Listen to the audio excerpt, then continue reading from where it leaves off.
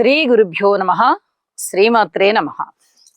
మా భక్తి టీవీని ప్రోత్సహిస్తూ ఉన్నటువంటి మా ప్రేక్షకులందరికీ ధన్యవాదాలు తెలియజేస్తూ 26 అక్టోబర్ నుంచి 1 నవంబర్ వరకు గల కాలానికి రాశి ఫలితాలు తెలియచెప్పుకుందాము.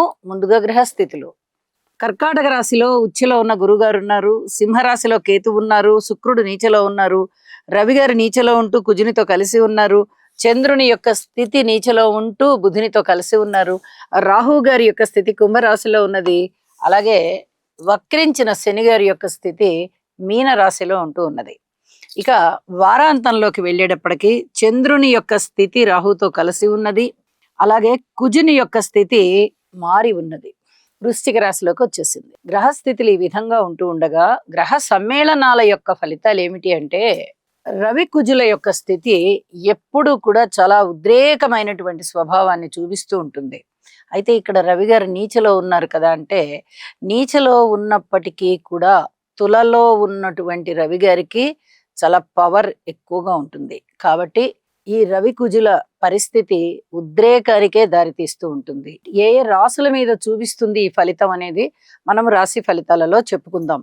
అలాగే చంద్ర బుధుల యొక్క పరిస్థితి వ్యాపారాలు అంత సక్రమంగా జరగనివ్వకుండా, అలాగే తండ్రి కొడుకుల మధ్య వివాదాలు కలిగేటట్టుగా ఇట్లాంటి పరిస్థితి కొంచెం కొనసాగేటట్టుగా కనిపిస్తూ ఉంటుంది. ఇది కూడా ఏ ఏ రాశుల వారికి ఈ ప్రభావం ఉంటుంది అనేది ఆ రాశుల్లో చెప్పుకుందాం. ఇక వారాంతంలోకి వెళ్ళేటప్పటికీ బుధ కుజుల యొక్క స్థితి ఎలక్ట్రికల్ అండ్ ఎలక్ట్రానిక్స్ రంగాలలో పనిచేసే వారికి, వాటి ఉత్పత్తులు కానీ, వాటి వ్యాపారాలు కానీ, వాటి యొక్క వినియోగం కానీ, ఇలాగా వాటితో ఎక్కువగా ఎవరైతే బంధంగా ఉంటారో వారికి ఆ వృత్తి ఉద్యోగ వ్యాపార వ్యవహారాలలో బాగుంటుంది అని చెప్పచ్చు. అలాగే చంద్ర రాహువుల యొక్క కలయిక మానసికమైనటువంటి అస్థిమితానికి దారితీస్తూ ఉంటుంది. ఇక దృష్టుల విషయానికి వచ్చినట్టయితే గురువు గారి యొక్క దృష్టి చంద్ర బుధుల మీద పడుతోంది. వైజ్ఞానిక పరమైనటువంటి అంటే విజ్ఞానం ఎక్కువగా పెంపొందింపబడేటటువంటి కాలంగా తెలియచెప్పచ్చు ఈ బుధుని మీద గురువు గారి యొక్క దృష్టి. అలాగే ఉచ్చ గురువుకి చాలా అద్భుతమైనటువంటి లక్షణాలు ఉంటాయి. అవన్నీ కూడా ఇప్పుడు చాలా చక్కగా అమలు పరచబడుతూ ఉంటాయి. ఏ ఏ రాశుల వారికి చాలా బాగుంటారు గురువు గారు అనేది ఆ రాశుల్లో తెలియచెప్పుకుందాం. ఇక్కడ పంచమ దృష్టి వచ్చేసింది కదా. ఇక సప్తమ దృష్టి మీద ఎవరు లేరు. గురువు గారి యొక్క నవమ దృష్టి శని గారి మీద పడుతూ ఉండడంతో మీనరాశి వారికి ముఖ్యంగా ఇది చాలా బాగా పనిచేస్తుంది అన్నమాట. ఎందువల్ల అంటే మీనరాశి వారికి ఇటు పంచమంలోనూ గురువు గారు ఉండడము, నవమ దృష్టి పడుతూ శని గారి యొక్క ఆ దుష్టత్వం అనేది తగ్గిపోయే విధంగా ఆ దృష్టి ఉండడం కారణం చేత చాలా చాలా బాగుంటుంది. ఇక శని గారి యొక్క దృష్టి శుక్రాచార్యుల వారి మీద పడుతోంది. ఇది నీచ స్థానం శుక్రాచార్యుల వారికి. కాబట్టి ఇక్కడ అనుబంధాలు, ఆత్మీయతలు దెబ్బతినేటటువంటి అవకాశం కనిపిస్తోంది అని చెప్పి తెలియచెప్పచ్చు. ఇక వీటికి ఏ పరిహారాలు చేసుకుంటే బాగుంటుంది అనేది మనము ప్రతి రాశికి విశ్లేషణ చెప్పుకుంటూ పరిహారాలు కూడా తెలియచెప్పుకుందాము. తులారాశి వారికి 26 అక్టోబర్ నుంచి 1 నవంబర్ వరకు గల కాలానికి గ్రహాల యొక్క సంచారం ఏది అనుకూలంగా ఉంది అంటే, ద్వితీయ స్థానంలో బుధుడు బాగున్నారు. అలాగే షష్ఠ స్థానంలో శని గారు బాగున్నారు. లాభస్థానంలో కేతు గారు బాగున్నారు. ఇక వ్యయ స్థానంలో శుక్రాచార్యుల వారు బాగున్నారు. అంటే ధన ఆదాయానికి లోటు లేని విధంగా ఉంది.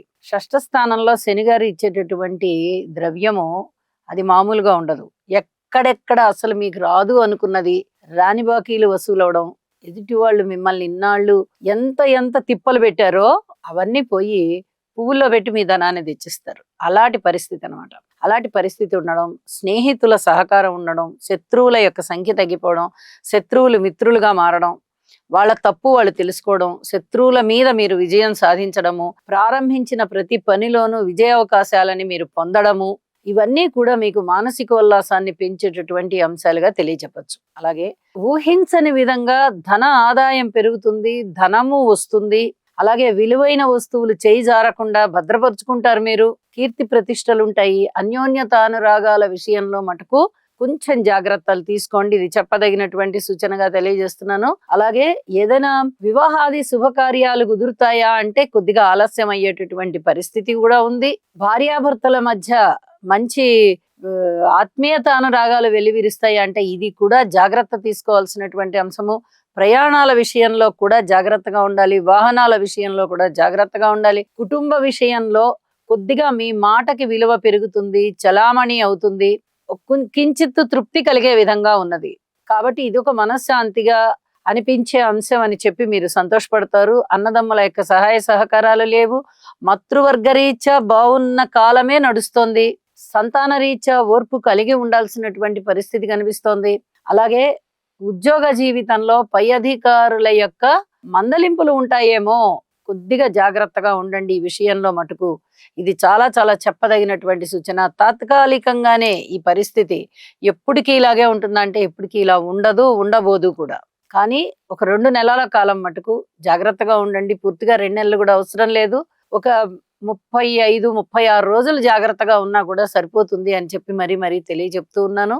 అలాగే స్త్రీల విషయంలో శివారాధన చేయండి, చాలా చాలా బాగుంటుంది. విద్యార్థుల విషయంలో విద్య మీద ఇంకా కొంచెం శ్రద్ధ పెట్టండి, చక్కటి అభివృద్ధి కనిపిస్తుంది మీకు. అలాగే వ్యవసాయదారుల విషయంలో మీ శ్రమకి తగ్గ గుర్తింపు లభిస్తుంది, దానికి ఫలితం కూడా వస్తుంది, మీకు ఆత్మసంతృప్తి పెరుగుతుంది. ఇవన్నీ కూడా చెప్పదగినటువంటి సూచనలే. రాజకీయ నాయకుల విషయంలో కొద్దిగా ఓర్పు కలిగి ఉండండి. రాజకీయ నాయకులందరూ కూడా ఏ నిర్ణయాలు తీసుకున్నా ఓర్పు కలిగి వాటిని మళ్ళీ ఎవరెవరితో చర్చించుకోవలసి ఉంటుందో వారితో చర్చించుకున్న తరువాత మాత్రమే నిర్ణయాలు తీసుకోండి. పబ్లిక్ రిలేషన్ల విషయంలో అతి జాగ్రత్తగా సంచరించండి. ఎక్కడ ఏవి హామీలు ఇవ్వవద్దు. ఇది జాగ్రత్తలకి సంబంధించిన అంశంగా తెలియజెప్తూ ఉన్నాను.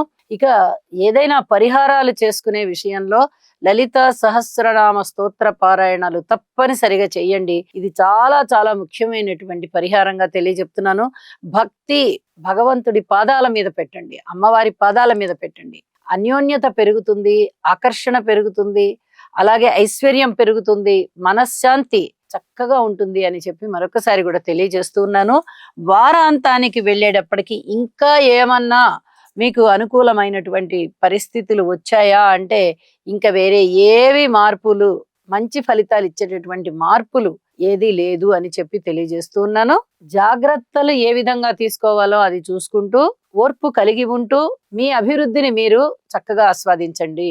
శుభం.